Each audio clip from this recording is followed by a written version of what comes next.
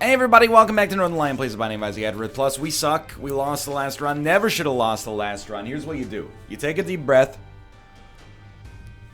Goose vraba. Goose vraba. How do you feel? Calm. Cool. Collected. We're back. Stop trying to force the plays when you know the plays can happen naturally if you just allow them to do so. It's the Forgotten, boys. How do you play as the Forgotten? That's a great question. One might say that I have neglected to remember how to... But that was the right play, okay. XGVW1CQ2. With a bone heart that's in a very dangerous position early on. However, we've gone through two phases with the Forgotten. One phase with the Forgotten is... I don't understand how anybody could ever lose as this character, and then we had a more recent phase as the Forgotten where we couldn't do anything right. I will admit, our track record is a little embarrassing over the past week or so. As much as I have at least said that I was trying to fight the idea that once you lose a streak, you're more likely to lose runs from that point onwards. It appears to have become true. I don't know what to say. It throws your mental state for a little bit of a tizzy. But we're back. We've acknowledged it, and maybe acknowledging it is the first step of solving that problem. I hope. One thing's for certain. If you lose as the Forgotten, you know, you gotta go to, like, Isaac Rehab. Relearn how to dodge. Get the parachute taken off so you can skate at full speed again. Mom's bra. You know what? I'm not happy with Mom's bra as an item. This is an item that is absolutely better in The Binding of Isaac 4 Souls, I think, than it is in The Binding of Isaac, the actual video game upon which 4 Souls is based. However, whoa, you stay away from me, buddy. I also, don't take this the wrong way, I'm not actually upset about this. But I do find it strange that the item is called Mass Fear when it's actually a freezing item. But, you know, all this stuff was added to the game piecemeal over the course of, like, years. So I'm not... Boy, I sure hope somebody got fired for that blunder. The older I get, the more I realize how smart The Simpsons... I don't want to say was, just to be like, oh, The Simpsons sucks now. Because, like, the idea that The Simpsons suck now is so old at this point that it in and of itself is like, it's been around longer than Good Simpsons was, right? So I don't want to go down that road, but there's so many quotes and bits from the early years of The Simpsons that as you become an adult, you're like, wow, these have like so much more value now. I understand them. At first you're like, the nerd said something funny. That's you when you're 10 years old. Now I'm like, oh my god, this speaks to me on a human level. Like, here's the thing. You know, I love people of all stars and stripes. But, you know, sometimes you're playing a video game, like Isaac, for example, and you win, but despite winning, you make a mistake. And someone in Twitch chat will go like, well, he won, but at the same time, he played Neutralize when he could have just played Sucker Punch instead for better value. I think of that Simpsons bit every single time. On episode 35 of the third season of Itchy and Scratchy, Itchy strikes one of Scratchy's ribs as a xylophone, and then he hits the same rib and it produces a different note. What do we expect to believe this is some sort of magic xylophone? And then, of course, Lucy Lawless replies, why is a grown man watching a children's cartoon and wearing a shirt that says genius at work? And he says, I rescind my question. I think about that every day. I also think about, well, not every day, but frequently. I also think about the monorail episode all the time. The idea that, especially in local politics, people get way more excited about big ideas than about, you know, Main Street's still all cracked and broken. Sorry, Marge, the mob has spoken. Like, they don't want the monorail, and then he's like, you know what, you're right. This is really more of a Shelbyville idea anyway. Anyway, I don't want to go down the road. Dude, old Simpsons is so good. Admittedly, there's a lot of nostalgia for it. You know, being a parent is tough, so I'm not ragging on my own parents. But they let me watch The Simpsons, but didn't let me watch the itchy and scratchy parts of it, which are just hilarious. Like 2 years later, I was watching South Park. Yes, please. And, you know, internalizing all the stuff that happens on that show. We should not buy anything from the shop. We don't need to. All we have to do is do this. Mission accomplished. Dude, Ipecac, so strong. Where was I going with this? I had bits, okay? All I'm saying is, I did watch it a lot as a youngster. Certainly will take this.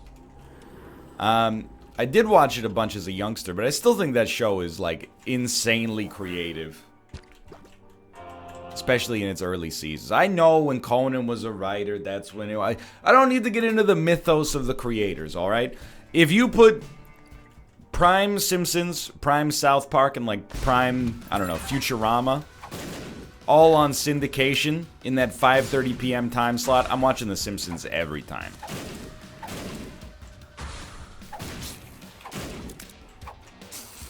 In fact, I mean, I don't want to go down the road necessarily. Let me say, I did do my speech in 7th grade. This is a very, I hope, relatable meme.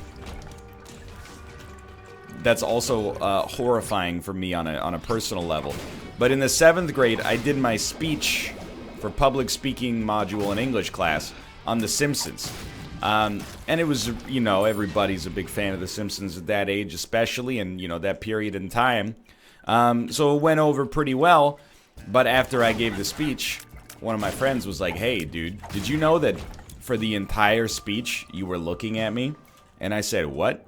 And he said, "Yeah, like literally for the whole 4.5 minute duration of your speaking, you were, you know, you'd only look at your cue cards and then you would look at me in the eyes." What it was is that, you know, he was a good friend of mine and I was anxious, so I guess subconsciously, why not, right? I guess subconsciously, I was like, well, it'll be safer for me if I'm just talking to this guy who's probably already gonna, you know, he's more likely to tell me I'm doing a good job than the populace at large. And it's definitely embarrassing. It's like calling your teacher mom or something like that. Something I also did do once or twice. You know, human brain's all sorts of messed up like that. It's not that I thought the teacher was actually my mother. It's just, you know, didn't have a whole lot of female influence in my life in the 3rd grade, I guess. So my brain is just like, oh yeah, if you're talking to a lady, she's probably your mom, statistically speaking. But I think about that like every time since then. I consider myself a pretty good public speaker. Not just from this whole like YouTube stuff, but like, you know, that was the stuff that in college and university I really, I was, and I wouldn't say passionate about, but those were the projects I liked to do. Most projects in science at a university level are like, do an experiment, and then after doing the experiment, go to the like online journal archives and find 10 or 15 studies that have been done in the past that, you know, might contribute or explain your results. You get the idea. So to have the opportunity to actually, like, talk instead of merely... Here, like, I don't want to be rude to STEM students, okay? Don't take this the wrong way. Those papers are boring. They do a great service to humanity through, you know, pickaxe throw by pickaxe throw, like, slowly uncovering the laws of science, biology, interactions between elements and stuff like that. But on a general interest level, they're hideously boring. Anybody that tells you, if you ever hear a classmate of yours say, "Oh, this weekend for fun, I read a bunch of scientific journal entries," they are just trying to impress you and they don't know how. I'm sorry to blow up your spot if this is a line you've used in the past. It's like shorthand for like, I am very smart. I don't believe you. I don't believe that there's, I don't know, maybe like a dozen people on planet Earth who would be like, oh yeah, for, you know, my leisure activity, I read a bunch of, like, dry experiment results. Now, I'm exaggerating a little bit. Might be a little bit hyperbolic. Absolutely, I'll take this. But I'm telling you, there ain't no 20-year-old kid on planet Earth except for young Sheldon, the college years, who's reading that for enjoyment. So any project that had, like, even the slightest bit of livelihood to it, much more exciting. But every time I do any kind of public speaking now, sorry, Boneheart, I think to myself, back to that day in 7th grade, and I say, make sure that you look at other people. It's wild how, like, one thing like that can have an impact on your life. I guess in hindsight, it's actually not that wild at all, but I think everybody's got some moments like that. Dude, public speaking in... No, we need an item room. In elementary school and high school is torturous.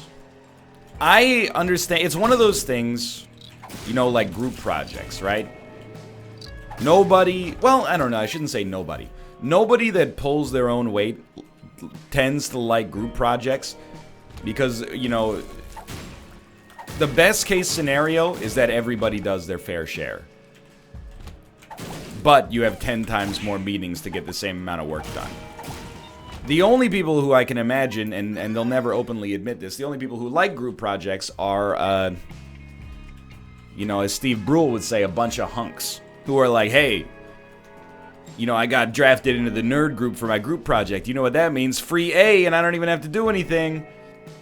But it's one of those necessary parts of scholastic life that does prepare you for the real world, because probably, like, I don't know, 25% of the stress in the real world is just dealing with other people. I believe that.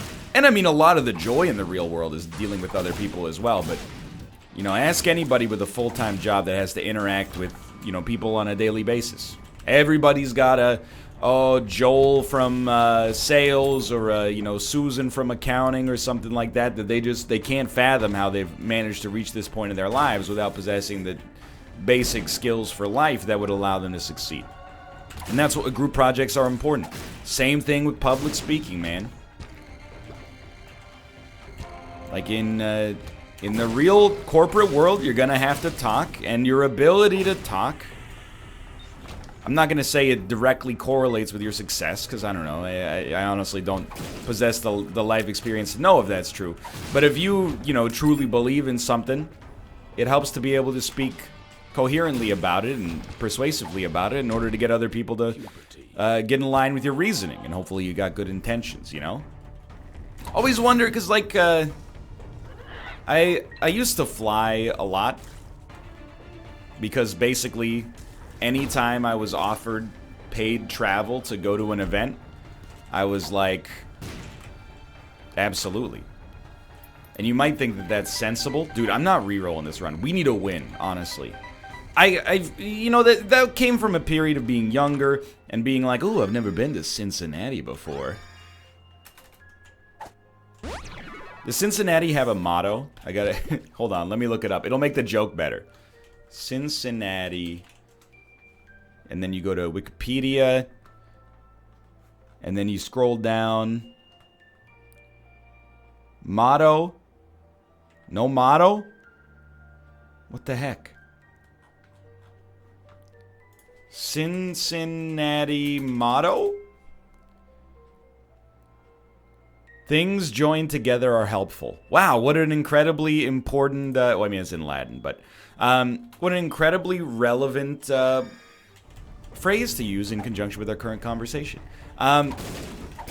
Nowadays, you know, I'm mostly like, I really value sleeping in my own bed, and it rules. Don't question it. However, when I fly, you know, I still do on occasion, I always see business people. This will be interesting, at least. And they're always doing the same thing. And I'll admit, I'm that guy. It's probably very annoying if you're sitting next to me on a plane. I don't talk to you. because I'm antisocial to some extent. But what I do is, you know, I will look over at whatever you're doing and, you know, make my own judgment, I guess, based on that. I will also watch the movie that you're watching through the crack in the seat rather than the movie that I'm watching myself. I don't know how to explain it. It's weird, but it's just, I think my brain is just angling for distractions, you know? Anyway, all I can really glean, it's like, you know, the Plato's myth of the cave, right? All I know about corporate America is basically what I can interpret by seeing what people work on airplanes, on flights throughout North America. And I gotta say, you know, my personal opinion, y'all are doing way too many PowerPoint presentations, okay? I understand it's the industry standard. I love a PowerPoint presentation, by the way. I grew up, well, I had my formative educational years during the rise of the TED conference, where, you know, everybody thought that they were Hans Rosling, master of statistics. They put in a few fancy transitions into their PowerPoint presentation, and they go, "Oh my God, are you Andy Kaufman? Are you Franklin Delano Roosevelt, one of the great orators of our time? Take me. I'm ready. At 13 minutes, I'm ready, dude." So I understand. I didn't realize how often that PowerPoint presentations are used in the real world. I have to level with you. All of these kind of suck. I don't really want to double up on the flies. I'll wait it out. Oh, I was sitting next to a guy, I don't know, he worked at some kind of watch brand, you know? And he had like this PowerPoint presentation set up that was like, you know, oh, you know, physical watch sales in this demographic are down by this much. Physical watch sales in this demographic are down by this much. And I'm like, yeah, bro, you ever hear of a cell phone? I mean, it sucks for you in the watch industry, I'm sure, but I mean, I didn't talk to him, so I'm pretty sure that he was aware of the market forces that were affecting his, you know, his employment here, but just like, I thought that the PowerPoint presentation was like something you did once a quarter. You know, your accountant comes in and goes like, you know, here's the hockey stick, or here's not the hockey stick, and we're mad. I didn't realize that you know, PowerPoint is used that common. I'll be honest, I thought it was a largely scholastic tool, I guess. And that's ignorant of me to some extent, but I was like, aren't you guys using like latex or something now? Once you get up to the industrial level of doing presentations? Maybe not. I was just reminded of the world is a Gantt chart. Anyway. I don't mind a slideshow. Slideshows get bad raps because, well, it's because, you know what, I was originally going to say, like, I don't think everybody in high school should be forced to do public speaking. You know, you can kind of get a vibe for who's going to be good at it and who's going to be bad at it, and the people who are going to be bad at it, they just find themselves being miserable. But if I was forced to endure 8 years of arts and crafts, just so that, you know, Johnny Scissors can get a little bit of self-confidence, you should have to watch me body you in a public speaking module, okay? I'm sorry to tell you. That's what fairness is. If you gotta watch me be like, you know, trying to cut out a perfect circle on a piece of paper with right-handed scissors because the board only had one pair of left-handed scissors per classroom, because back when they requisitioned the scissors, they, you know, would hit people on the knuckles if they tried to write with their left hand. You have to watch me put in, you know, 75 hours to give a 10-minute presentation that just makes you look like a dang fool in comparison when you get up and start talking about freaking bats or something like that, okay? Them's the breaks, kiddo! Anyway, where was I going with this? Well, I think that's why presentations get a bad rap, and PowerPoint specifically, is because, you know, everybody, and I'm here to tell you, if you haven't been to college yet, it's not going to change, in my experience. But, you know, there's people out there, and some of you are probably watching this video right now.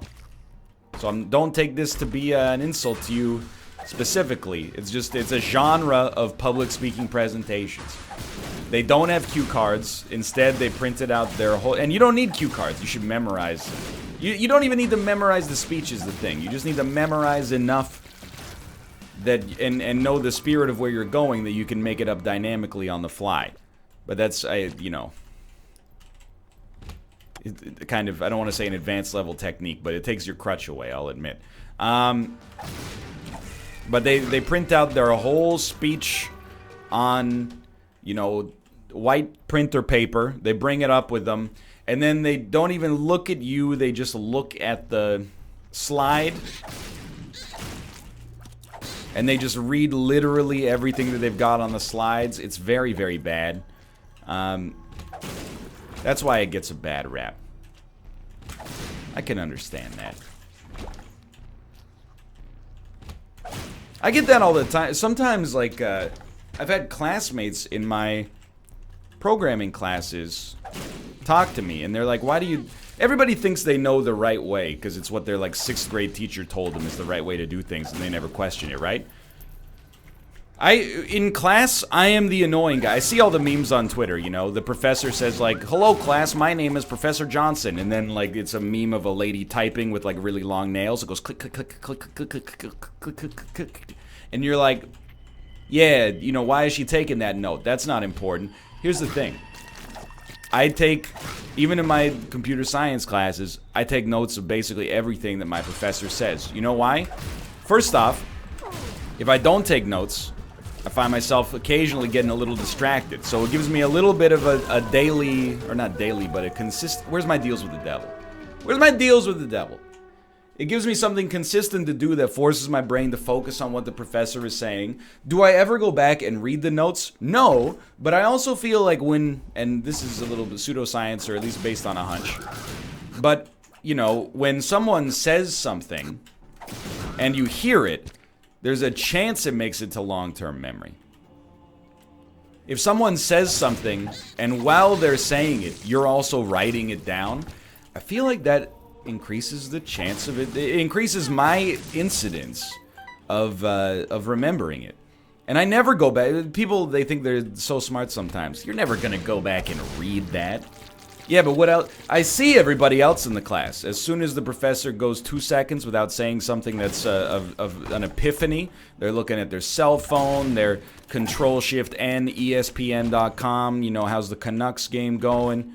You know, you ain't got it all figured out. I'm here for the prodigious note takers and the risk shirkers. I'm here to be your champion, okay?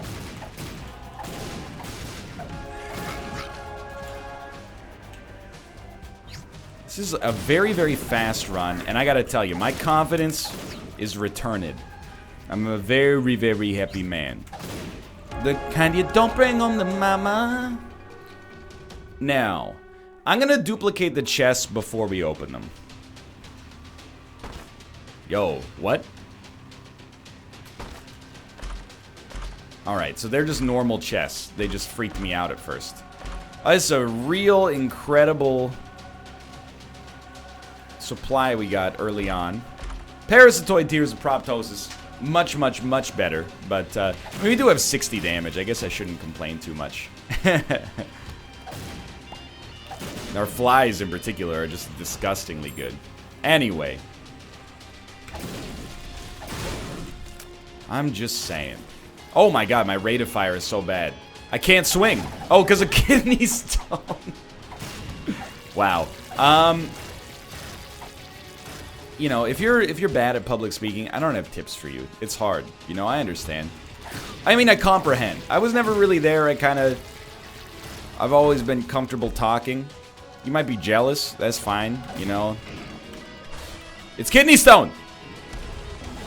I'm not gonna say that I'm used to it. That's not what I mean. It's more just like, you know, everybody's good at different things. I might have had like a natural gift of speaking for whatever reason, but simultaneously I wasn't blowing the doors off in those, like, you know, university level math competitions or anything like that, so more power to you. You know, everybody's got their own thing. I will say, I wish you could bottle up that feeling and sell it as like a cringe experience. When somebody that doesn't want to give a speech has to get up in front of the class to give the speech. They don't want to. They don't have any passion at all for what they're talking about.